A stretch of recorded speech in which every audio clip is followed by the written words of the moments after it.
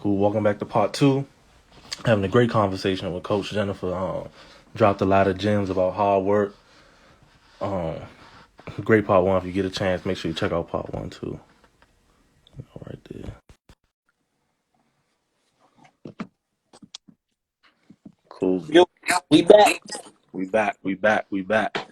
We back. Where did we leave off of? Introduced to Coach Stuvada. You had to make a Oh tough yeah. decision. So I had to make that decision, bro. It's like, do I choose money and try to find a job here, or do I choose something that I'm passionate about? So I was like, you know what? Fuck it. I'm gonna take a chance. So I said, all right, coach, I'll whatever. I'm not. That's not a big deal. I'm here for the whatever. And bro, that was the best decision I ever made in my life, man. I mean, my first year, really. I mean, Beth to fill a job was a job, but this was a coaching job. It was like I had to get there.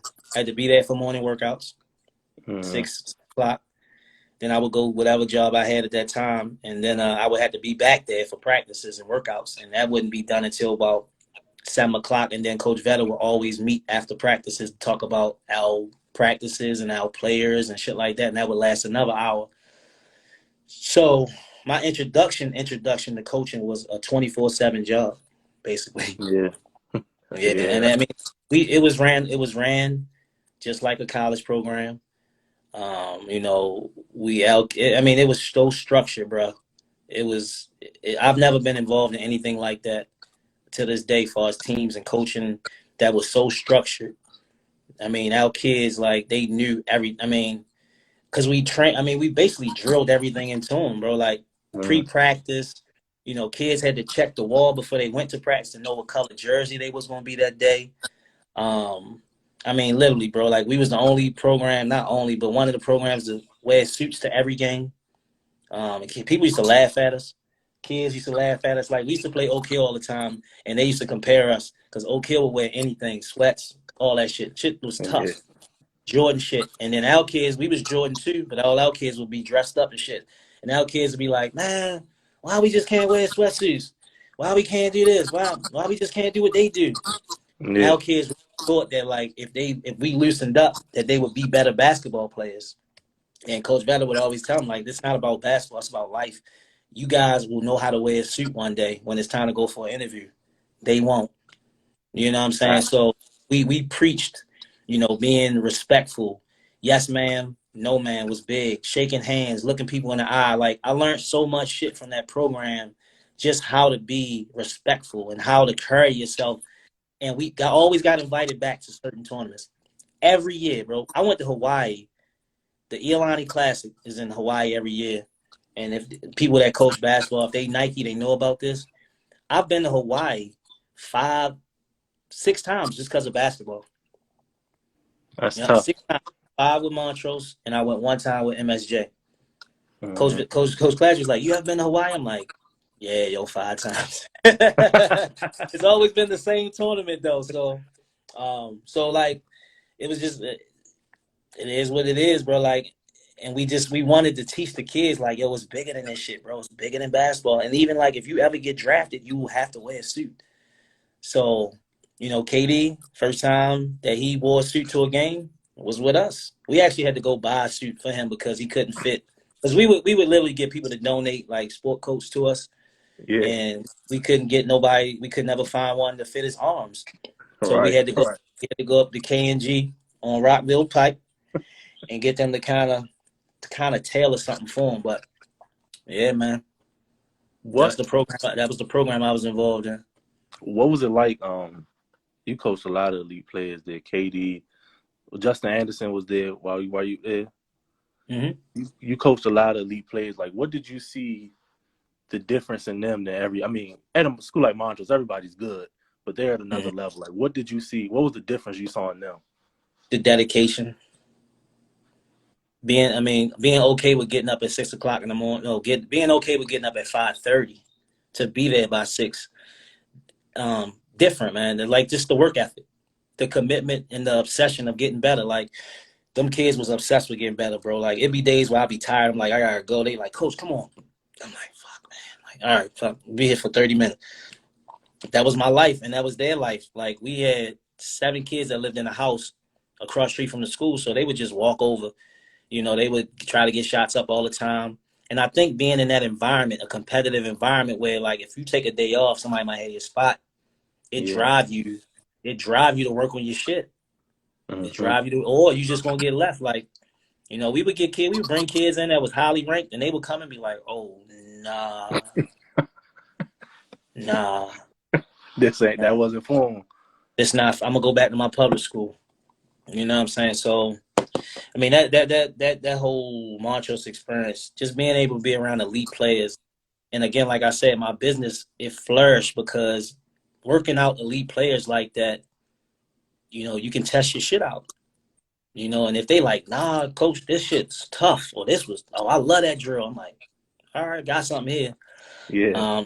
I mean, that's how I just grew it, and I would write my shit down. I'm like, all right, I gotta write this workout now. And I had a lot of people trying to help me too, like parents be like, oh, you gotta video this.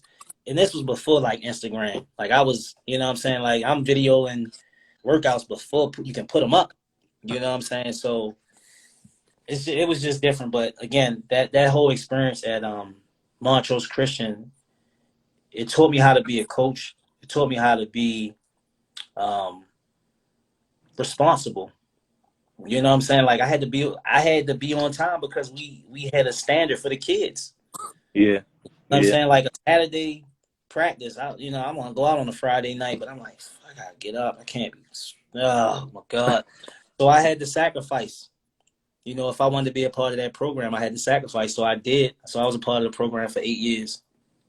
That's tough, man. Yeah. I mean, So you gotta think. My first year, I coached. We had 16 kids on the team. Isaiah Armwood, he was a freshman on that team. Him and Terrell Vinson. So they was like, we kind of grew up together. Like Isaiah, that's my guy. Terrell, my guy too. But me and Isaiah, we like this. And it started from that. We had 16 kids on that one team, and 15 of those kids ended up playing Division I basketball. that's So tough, people, man. you coach so many Division I players. Like my resume, I might have coached to this point now probably. I'm just talking about Division I, probably about 60, 70 kids that play Division I. And it's all just a blessing because of where I was. And then, like, when I left there, I ended up going to another situation that was great, Mount St. Joe. My Yeah. first year there, I had Phil, Jalen Adams, Jordan McNeil.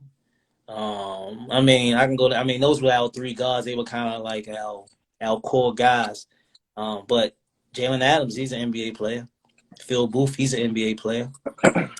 G League or whatever it is, but you touch the G League, you in the NBA, bro. That shit is tough. And that's what Yeah. people don't understand. If you get to that point, you've accomplished something. Yeah. So again, I mean, I've been blessed, bro. Like I can't complain about nothing. Like I'm able to coach good kids. I mean, Jalen Smith. I mean, like I've had Jalen Smith and I've had Coach Kevin Durant. You know what I'm saying? Like, what the fuck will I complain about? I'm blessed, bro, and I've worked with great guys, Coach Dan Preet, Coach Atkins, Coach Clatchy, Coach Nick, Coach Jordan, like Coach Harmon at Mount St. Joe, Coach Shot. I mean, the guys that I've been around have been nothing but great to me, and I've only been able to learn from those dudes. So again, man, my coach, I don't even honestly, bro, like I don't even literally like to talk about playing anymore. I would rather talk about coaching.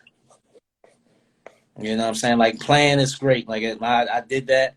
It was, I was pretty good. But last 20 years I've been coaching. You know what I'm saying? So in training. So you know what I'm saying? Like that's my passion. That's what I love talking about. If I had to choose between talking about me as a player or me as a coach or trainer, I would talk about me as a coach and a trainer because I've affected more people and touched more guys by coaching and training than I did as a player. People love to watch me play, family members and teammates and whatever, but I feel like coaching and training, man, the kids that I coach at high school, the kids that I train outside of my high school, that's why I am who I am today. That's why I said I would rather talk about the coaching and training than the playing days. You know what I'm saying? Playing days kids, they like, oh yeah, you was all right, coach. You was all right. I'm like, I will fuck you up. But again, I feel like I've been able to reach more people from the playing and training. Yeah, you affect like you help mold a lot of these people. Like people gonna be who they are, but you definitely had a positive impact within their life, whether for a short amount of time or whether it's 3-4 years.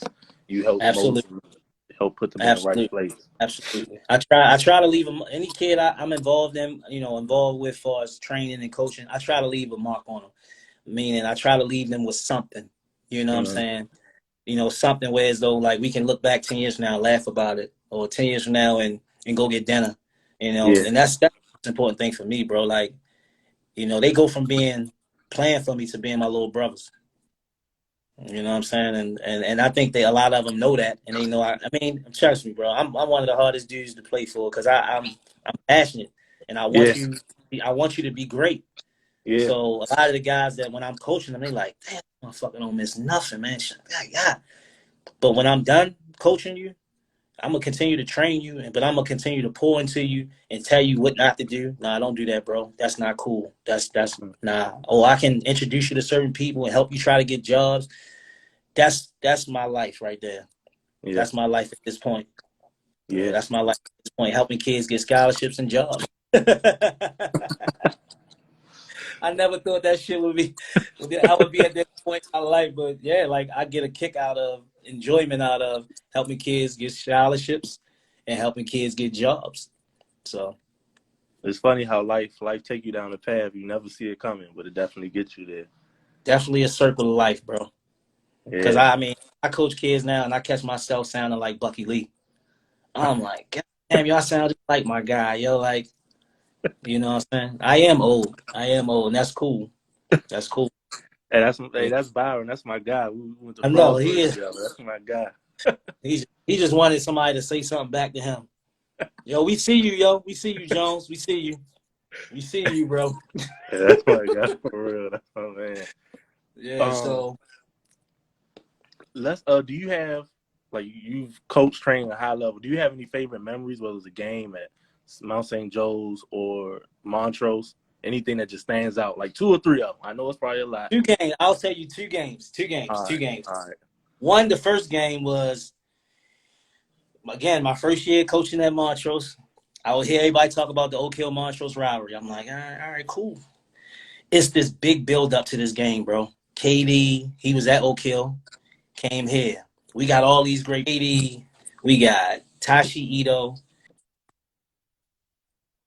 We got Gravis Vasquez. I mean, we got players, bro. Yeah, Adrian Bowie went to Maryland. Like, but them motherfuckers was thick, bro. Thick. I'm talking about Jeff Allen, Mike Beasley, Nolan Smith, Ty Lawson. I'm talking about legit, bro. I'm like, in my mind, I'm like, I don't know how the fuck we gonna play with these dudes. But we had a good team too. yeah, yeah. But they called that game, it was called the Pro Show. The pro show. If you go on YouTube right now, you type in the Pro Show, high school Pro Show, bro, it was probably about, in that game, including both teams, I would probably say it was about 12 pros on both teams altogether. But the atmosphere, it was down at was it Coolidge? It was at Coolidge. It was taped. It was live streamed at that time. This 2005, bro. Live Yeah, streaming that wasn't like that. Yo, had to be special that to get that they in the made gym. so much money. It was jam packed, and I had one of the best seats in the house, yo. I'm like watching that shit, like Ty Lawson. Quick as hell. I love my guy Tashi Ito, all my heart. But this motherfucker, Ty Lawson, was on a whole different level, bro. I was like, what the fuck? Literally, we couldn't stop him. We could Yeah, not stop Ty Lawson, bro. Mike Beasley, tough, but we had KD, bro. We had KD, and it came down to the end. We ran a play for KD. Trying to think, KD took the shot, came off. Adrian Bowie put the put back in. Game. Ran on the floor, bro. The best game I've been involved in. Was able to coach, watch. just the atmosphere was. It was like Charm City-esque. Like, remember when the Charm City Classic used to be in Baltimore? It No, was that type of back in the day when I was young. I'm from PG. I'm from PG. So Okay. yeah. Okay. So I would say probably for y'all, they probably had some classics down there. They played at probably the Washington Arena. I mean, they probably had something high school classics down there. But Mm. bro, Charm City Classic in Baltimore was like I Simon got you. Gratz. It was one of I them get you tournaments. saying. So other than that, like I've never been in that type of atmosphere. So that was probably number one. Number two was again my first year at Mount St. Joe. We playing in the playoffs. I forget who I think we was playing Calvert Hall, and Joe McNeil got fouled shooting a three with 0.4 seconds to go in the game. Damn. He had to make all three. Yeah. Bro, my guy Joe McNeil, bro, he made all three of them motherfuckers, bro. We went to overtime and beat them. But those two games, because it was again Phil Booth played outstanding, Jalen Adams played outstanding. But if I was probably to say two of the games, it was probably those two for sure. Got you. But I Got you. mean, it was games that I was a part of, bro. That I would watch other pros where I was like, damn, he nice. Like literally, I could go down. We would play against most people. Like we would Yeah. play against these high level guys, and I'm like, Yeah. you're gonna be a pro. You're gonna be a pro. You're gonna be a pro. The best pro I coached, well, I would say probably the person that I saw when I first saw him, I was like, he gonna be a pro. It wasn't even KD. It was Terence Ross. Mm. Coach Terence Ross, I watched him in practice. I'm like, oh, he a pro. The way he float up and down the floor and run and jump and shoot fadeaway three, I'm like, he a pro. He a pro. So that was like my first like player that I saw and was like, oh, he a definite pro. But I mean, like, so many dudes, man, like Muftal Yarul. Like, I'm like, he gonna be a pro. Like, it's just I was able to coach so many guys that it's just I just caught an eye for it. Like, he got a Yeah. chance. He got a chance. He got a chance. So even now today, when I can evaluate a kid and be like, he got a shot. If he do what he's supposed to do, he got a chance. I mean, a Yeah. lot of it has to do with length and like size, but skill and ability, it counts for a lot. My guy Joe McNeil, he on here. Hey Jay, shorty, just talk about them 3 free throws, boy. Hey, I know Yeah. that gym. That was a nerve wracking few seconds at that line, man. Oh, bruh. I can't. That's him. He can tell you better than me. But bro, to look at the clock and it's basically no time on the clock, and you got Yeah. to make 3 shots in a row, and it was. I don't think it was nobody at the line. I don't think it was nobody at the line too. So at UMBC, it wasn't even at Mount St. Joe. It was at UMBC. So I would say him stepping up and knocking them motherfuckers down was like probably that game. Just the whole thing that came with that game was probably the second one, but the first one was definitely the pro show. The Yeah, that's a KD, lot. That game was deep. That game was deep. bro. I'm telling you, bro. If you can pull it up now, you'd be like, wow. Like you can watch that shit and be like, wow, these dudes is talented, bro. Mm-hmm. But yeah, so that was those two. Those are my top two right there. Got you. While at Mount St. Joe's, like I was recently since I moved out on this side, I caught y'all the last like 2 years.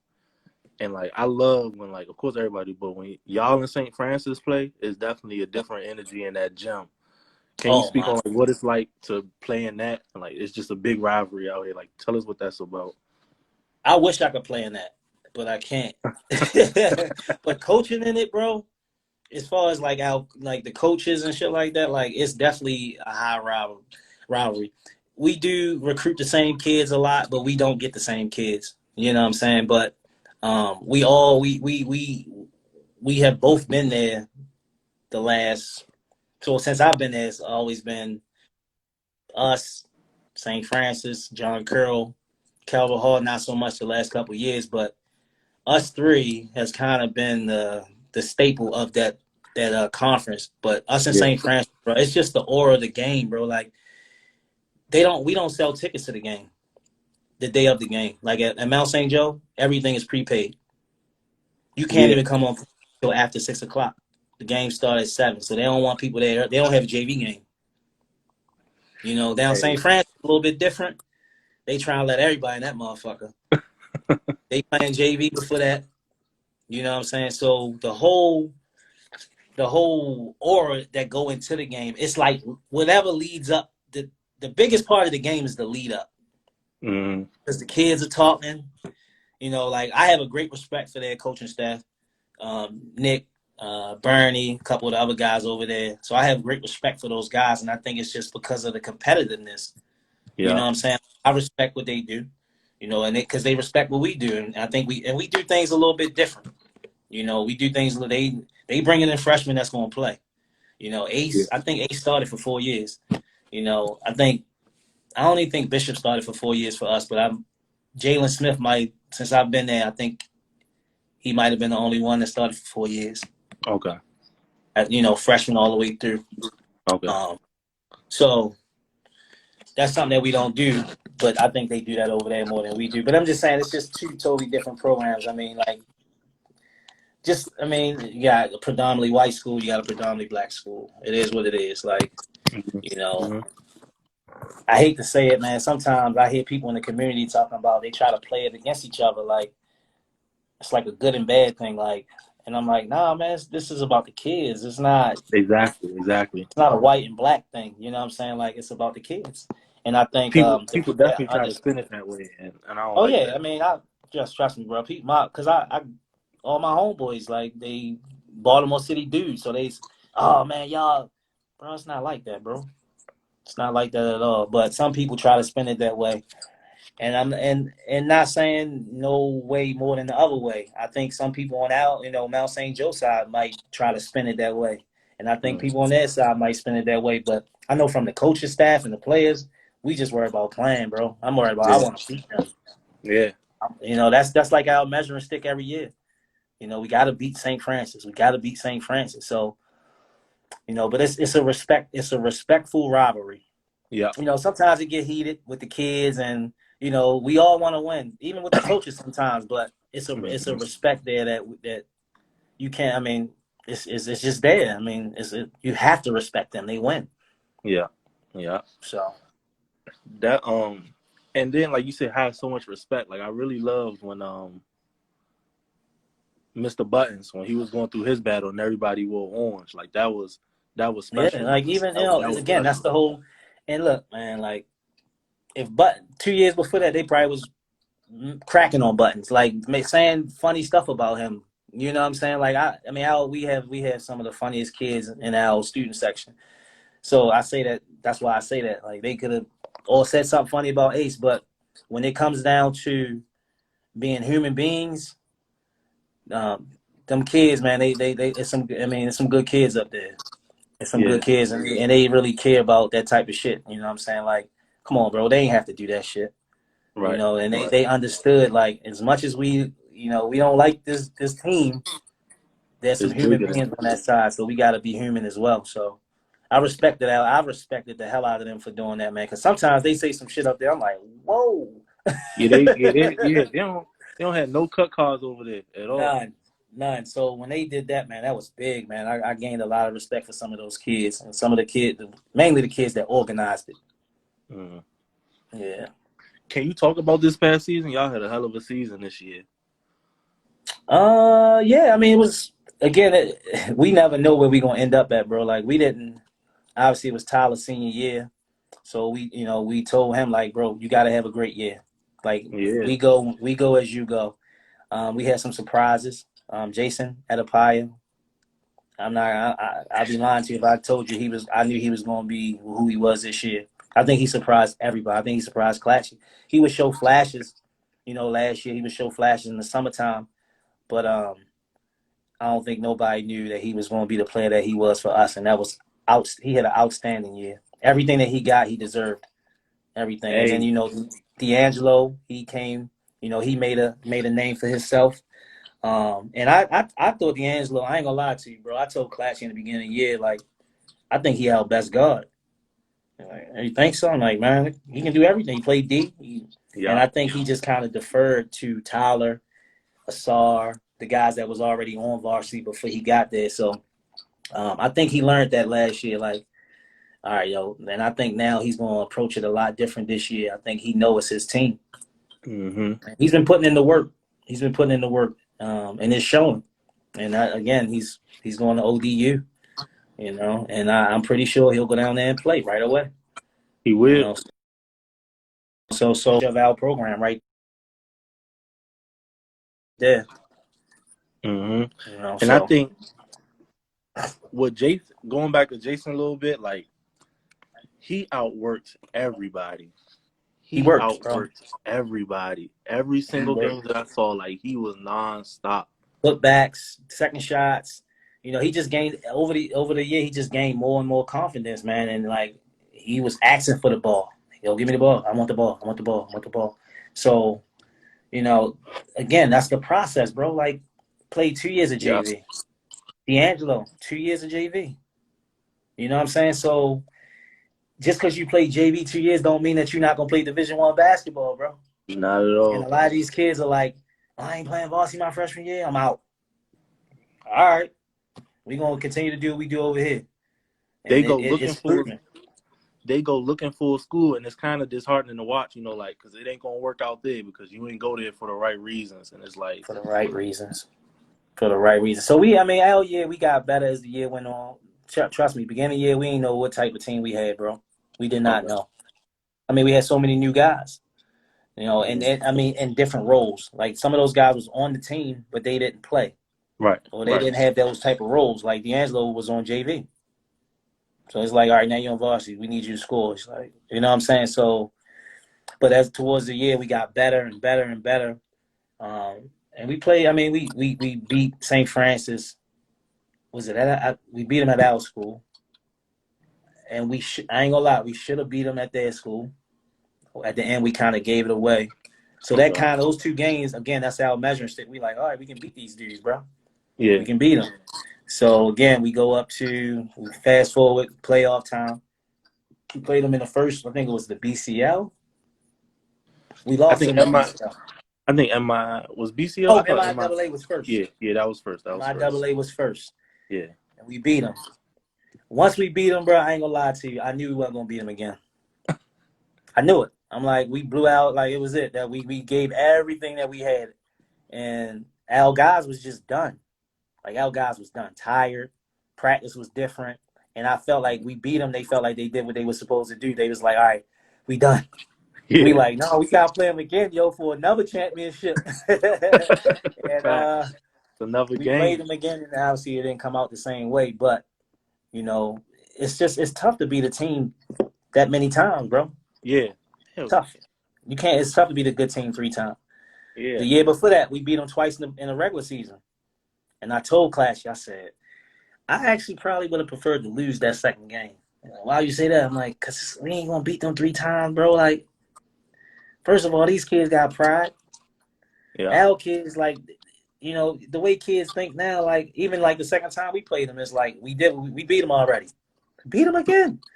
yeah. You They gotta don't, keep, you gotta keep some of them, going. like, they done. Like, so, I mean, it's just one of the things where we was done, man. And it was to the point where we was done so much that if we'd have got invited to Alhambra, we did get invited. We turned it down Okay. because it just was like we can go up there and we ain't gonna do well because our kids are done. They hurt. Some of them hurt. They tired. We was at that point of the year, and then that's when the COVID hit. Yeah, and I remember that's always tough for everybody. Like people that had their playoffs, different state Yeah, championships, all type yeah. of We lucked tournaments. up, bro. We got that shit out the way. We was done. Thank God, we was done. But I felt bad for AAU kids, man. Like seniors that didn't have the look, that was looking to hit those last couple tournaments to try to get a scholarship. I felt Yeah, bad for them. Even now, bro, like seniors now, it's like it's it's tough. tough. Yeah, cause like It's tough. there's been a few events, but it's just like what's gonna happen this winter? Like Yeah, everything up people in the getting air. creative though, man. People getting creative. Yeah, I've had kids come to the gym and shoot film and workouts, and then sit down and do an interview. So the way kids are being, getting exposure now is totally different, which is cool. I mean, I think it's awesome that people are coming up with different ways to get kids to recruit their kid. yeah, Um, yeah.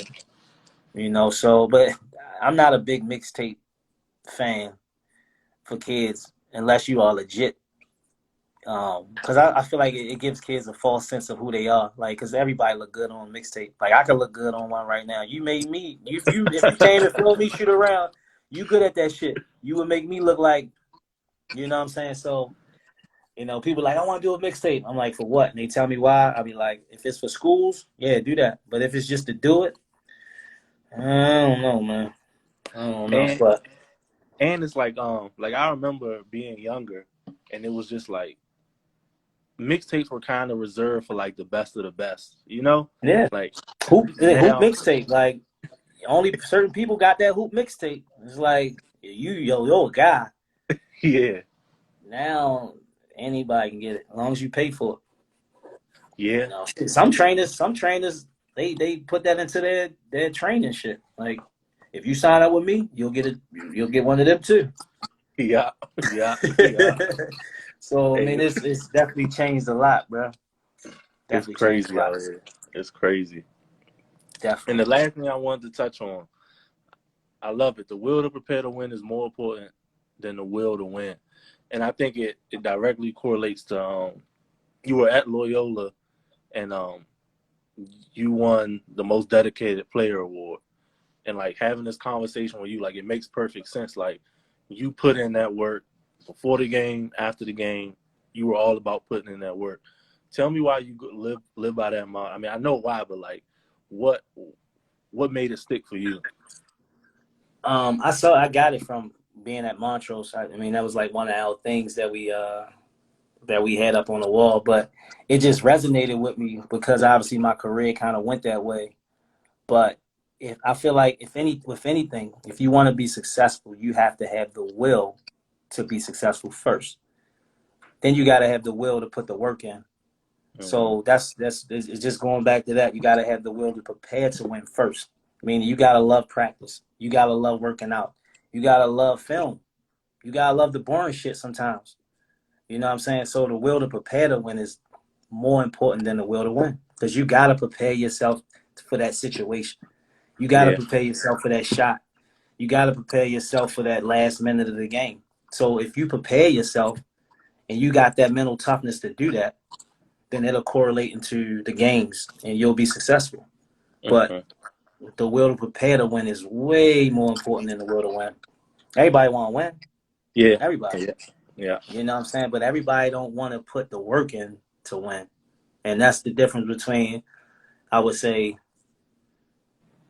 ACC and CAA. You know what I'm saying? That's the difference between Big East and American East. You know what I'm saying? That's the difference between those players, I believe. Like, some kids, like, you don't got to wake them up to go work out. Some kids, you got to drag them out the bed to go work out. And some of them end up being good, but the guy that get up on his own, more than likely is going to be better than that guy that I got to wake up every day. yeah, So that's why it resonates with me so much because of that, but also what I do as a business is training. So you got to want to put this type of work in if you want to accomplish the things that you want to accomplish on the court. yeah, yeah. So if you have that will to do that, then everything else will take care of itself. So Fact. That's fact. yeah. Hey, Coach, I definitely appreciate you tapping in. We had a two-part here. I love when they go to two Yes, parts. sir. That means it's a great conversation. Absolutely. I Thank loved it, man. I'm on it. I appreciate you having me on. You got a great thing going on, man. Just keep doing what you're doing, man. Just keep doing what you're doing. Keep pushing. Keep going. That's like a hashtag, man. My boys, we keep going. Just keep going. Just keep going. It's gonna get bigger. It's gonna get better. You're gonna be on different platforms. Continue to do what you do, bro. I definitely appreciate that. Same to you. Same to you. Like that's why I created this. Like give everybody like people. I tell people all the time, you gotta give people flowers while they're here. So this is Appreciate that, us man. us giving people, that platform to speak on how they changing people's lives every day. I appreciate you, man. It means a lot to me coming from you, brother. No question. Same here. Same here. I definitely appreciate you. You take care, man. And look, whenever you want to stop up the gym, man, you welcome. You got Oh a you yeah, got an open invitation. that's a bad. I'm gonna get there this week. kids starting All right. preschool and stuff. I've been trying to get ready for that, but I'm gonna be there Whenever, for man, sure. I ain't going to. I'm not. Look, we gonna be in the gym, man. We gonna be All in right, there. So whenever you get some extra time, just let me know, yo. I'm coming all through. I right, got you. all right. That's a bet. I'm gonna hit you then. All right, brother. You take care, man. Have a great weekend. You too. All right, brother. Thank y'all for joining in. Thank you.